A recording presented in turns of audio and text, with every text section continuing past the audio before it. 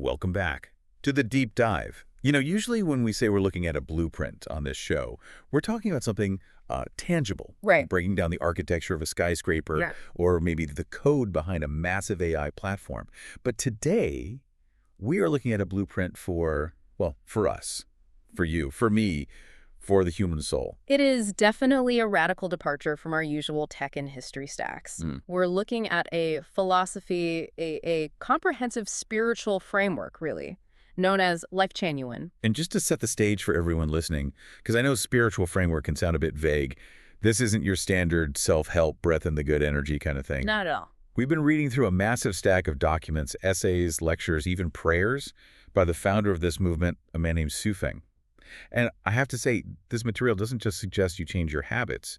It suggests you are fundamentally misunderstanding reality. That is a fair assessment. It challenges the bedrock of modern society. It asks questions that are honestly quite uncomfortable. Like what? Like, what if the traditional family structure is actually the primary source of your suffering? Or what if sin isn't something you're born with, but just a design flaw in how we organize our neighborhoods? It goes even further than that. The texts we have suggest that the ultimate goal of being human isn't just to be a good person or a productive citizen. It claims the goal is to literally upgrade your consciousness, your internal software, so you can physically Cross the river. cross the river into a higher dimensional existence. It's sci-fi meets theology. It's a dense, complex worldview, and that is our mission today. We are going to decode this manual. We aren't here to endorse it. We aren't here to join a commune, and we certainly aren't here to preach. We're acting as impartial reporters on the mechanics of this specific belief system. We just want to understand, how does Lifechanyuan define a successful life? So if we're going to understand this, we have to start with the brain, or rather the mind. Right. One of the core documents in our stack is titled The Ladder of Human Thinking. And I think this is where that software analogy really holds up. This is foundational to Feng's worldview. He argues that the essential difference between any two beings, between a human and a cow or a human and a celestial being, is simply their thinking. It's the operating system they're running. He actually lays out a ladder with 8 distinct rungs. It's very hierarchical. It is. At the bottom, you have what he calls material thinking. Yeah. This is reacting to what you can touch and see. Then image thinking, then associative thinking. He places most of humanity and the entire animal kingdom on these lower rungs. So just instinct.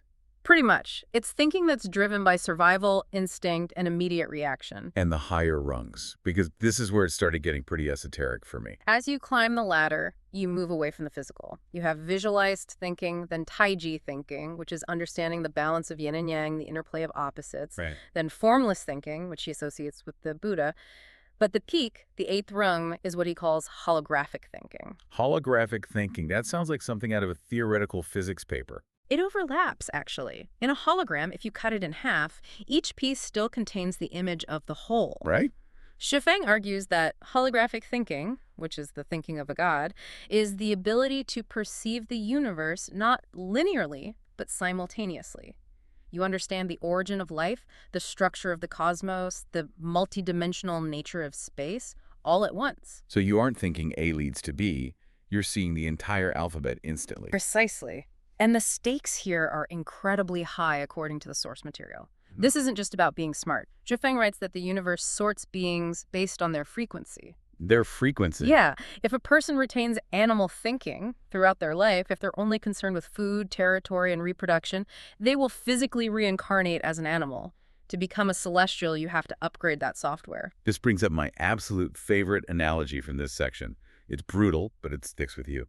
The pig with 10 villas. It's a striking image. He writes, a pig, despite having 10 pig pens and mountains of feed, is still just a pig. And he points that finger right at us. You can be a billionaire, you can have 10 villas, a private jet, but if your thinking is still stuck on that first rung accumulating stuff, you are, cosmically speaking, just a pig with a nicer pen. It completely devalues material wealth as a metric of success. It says that money doesn't change your species, only changing your thinking does. But, and this is the crux of the problem, you can't just decide to have holographic thinking. You have to clear out the malware first. The toxins, exactly. The sources refer to the 5 toxins, which are fairly standard in Eastern philosophy: greed, anger, ignorance, arrogance, doubt. But Su Feng adds a sixth one, and he seems to view this as the ultimate killer of spiritual progress: jealousy. He really zeroes in on this. He calls jealousy a poisonous arrow. He does. In the essay, Do Not Let Jealousy Hoodwink the Spiritual Eye, the argument is that jealousy isn't just an unpleasant emotion, it's a physical blockage. He argues that if you are jealous, you literally cannot see the truth. It blinds the spiritual eye. You're operating with a broken sensor. And the examples he gives are so specific. It's not just the big dramatic Shakespearean jealousy. He talks about the little things. Like what? Feeling upset when you see someone driving a luxury car while you're riding a bike. Or feeling gloomy because your spouse is talking and laughing with someone else. And that second one is the key. This philosophy is intensely focused on eradicating possessiveness. The source argues that you cannot cross the river, which is the central metaphor for reaching the heavenly kingdom if you are tethered by possession. Let's unpack that crossing the river metaphor, because it serves as the structural backbone for a lot of these essays. There's a specific document titled, How Can You Count as Having Crossed the River? And it reads like a checklist for a final exam. The river represents the barrier between the mortal world, the sea of suffering, and the higher existence. To cross it, you have to meet 8 conditions. And almost all of them revolve around how you love. And the headline requirement is open and straightforward love. That's the hardest condition.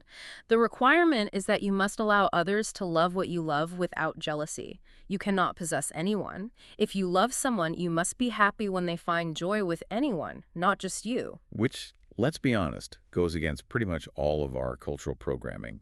We're taught that love implies some level of exclusivity. Exactly. Which is why the text warns that the river is turbulent. Most people drown in it. But this brings us to the antidote. If jealousy is the poison that keeps you on the wrong side of the river, the antidote is trust.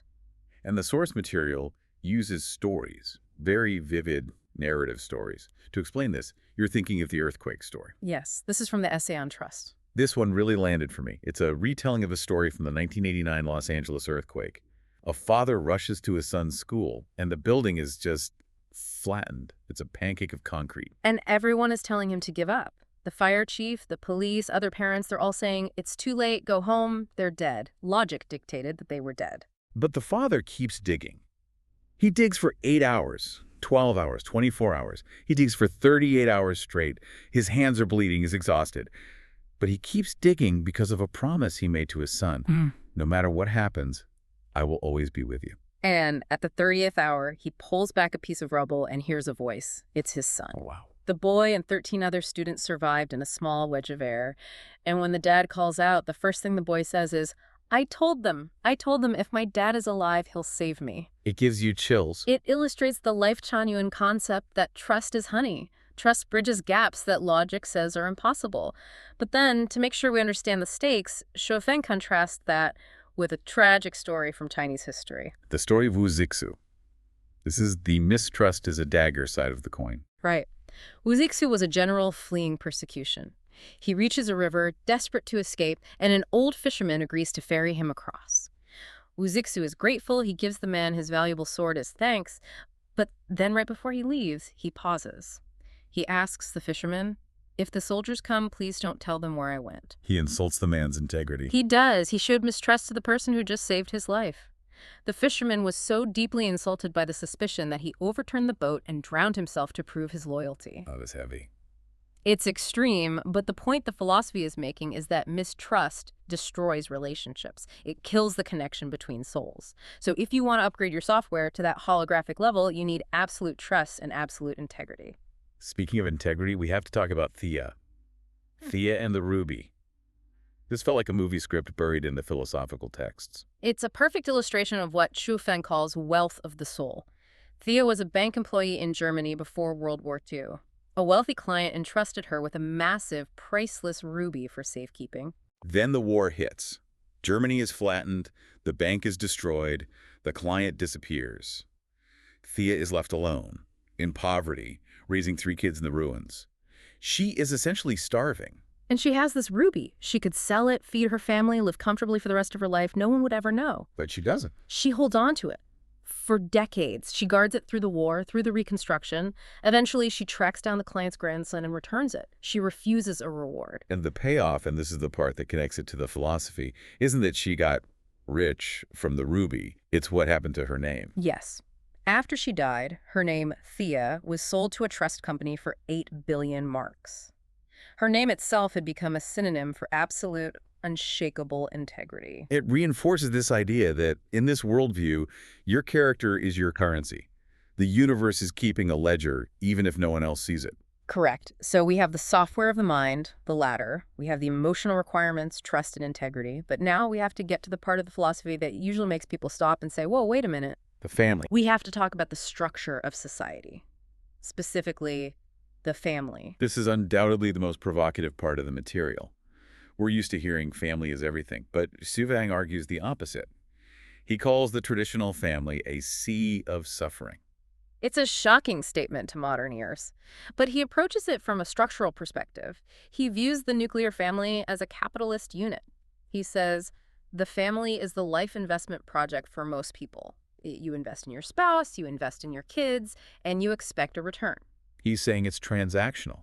And that transaction breeds selfishness. You care about your child, but you don't care about the starving child down the street. He argues that as long as the nuclear family exists, universal love is impossible because we're walled off in these little fortresses. So if you dismantle the family, what replaces it? You can't just have people floating around alone. He proposes a collective life model. They call it the new oasis for life, or the second home. And this is where the definition of family gets rewritten. There's a quote in the source that says, if blood relations bring pain, they are not family. That's the core of it. He argues that biology is irrelevant. True family are those who share your frequency. People who bring you joy, freedom, and spiritual growth. He believes we should gather in these communities based on resonance, not bloodlines. But this isn't just theory. They actually built this. We have reports here on the new oasis communities. And I have to say, for a place called an oasis, the lifestyle sounds rigorous. It is not a vacation resort. One source, people in the second home shall dance with dawn, lays out the schedule. Everyone is up at 7 a.m. They dance with the dawn, which sounds lovely, but then it's intense labor. Farming, cleaning, feeding livestock, construction. And the rule that jumped out at me, no weekends, no holidays. Because as the source logic goes, the sun doesn't take holidays. Which, sure, logically true. But tell that to a guy who just wants a Saturday off. But see, the counter-argument from the text would be that desire for a day off implies you are escaping your life. If your life is aligned with nature and surrounded by your true family, you don't need to escape. However, the physical reality was harsh. When they migrated to the Gobi Desert, the sources described drinking bitter, carcinogenic water. And yet the tone of the writing from that period isn't despair. It isn't, why me? It's gratitude. That brings us back to the software. Xu Feng writes about thanking the greatest creator, even for the bitter water. He refuses to complain. He connects this back to the social harmony of the collective. He says, grumbling is a weapon that kills kinship. That's a powerful line. If you complain, you are polluting the shared atmosphere. Right. And he contrasts this collective struggle with the tragedy of the individual. The sources bring up the story of Yang Gailan. That was a heartbreaking comparison in the text. For those who don't know, Yang Gailan was a woman in rural China who, overwhelmed by extreme poverty, ended up taking the lives of her 4 children and herself. It's a nightmare scenario. And Xu Feng uses this to indict the traditional family model. He argues that in a new oasis that tragedy is structurally impossible, because in the collective, resources are shared. The maxim is, from each according to ability to each according to need. A mother is never alone. The burden is carried by 100 people, not one. He believes the traditional family isolates people until they break. It's a compelling argument for the safety net, even if the no private property and no private spouses part is a hard sell for most people. It demands total surrender of the ego, which leads us to the ultimate purpose of all this. Why go through the trouble? This is our final segment, life, death, and the cosmos. The sources simplify the purpose of life into 2 goals. 1, live happily, joyfully, and freely. 2, extend life capital L into a higher space to get to the celestial island. But there is a theological twist here that I found really practical, the toilet analogy regarding sin. Yes, the toilet analogy. It's brilliant in its simplicity. Suang challenges the Christian doctrine of original sin. He says, imagine 6 people live in an apartment with only 1 bathroom. There is going to be conflict. People will fight. There will be sin. Exactly. But is that because those 6 people are innately evil? No. It's because the apartment is poorly designed. If you Mhm. build 2 more bathrooms, the fighting stops, the sin evaporates. So his argument is, fix the social structure and you fix human nature. Precisely. Scarcity and bad design create sin.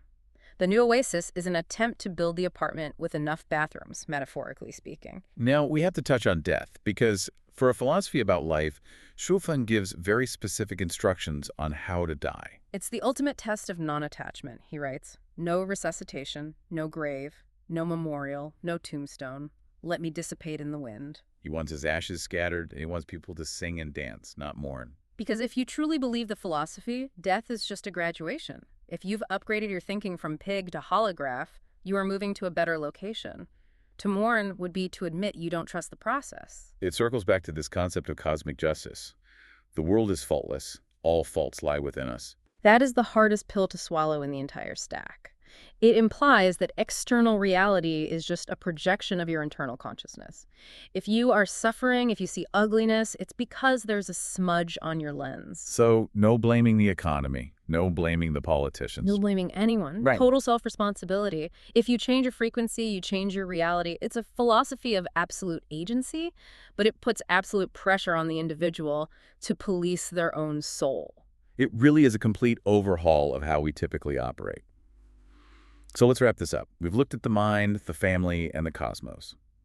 What's the big takeaway here? We are looking at a system that demands the total surrender of the self. It asks you to give up your private property, your private relationships, your physical comfort, and even your right to complain. And in exchange. In exchange, it offers a sense of total belonging, a safety net that theoretically never breaks, and, if you buy the metaphysics, a ticket to a higher dimension. It reminds me of the prayer against plague god 008 we read in the notes. It wasn't asking for a miracle cure. It was a prayer of repentance. It said, I will never produce impure things. I will treat nature with reverence. It's about aligning yourself with the laws of the universe so you don't get crushed by them. It forces you to look in the mirror. It asks, are you a source of pollution, emotional or physical, or are you a source of clarity? So here's the thought we want to leave you with today. It's the ultimate challenge posed by this material. Imagine you stripped away everything. Your family is gone. Your private property, your house, your car, your phone is gone. Your job title is gone. Even your right to complain about any of that is gone. If all of that was stripped away, who would you actually be? And would that version of you be someone who belongs in a heaven or someone who is completely lost? That's the question. Thanks for taking the deep dive with us. See you next time.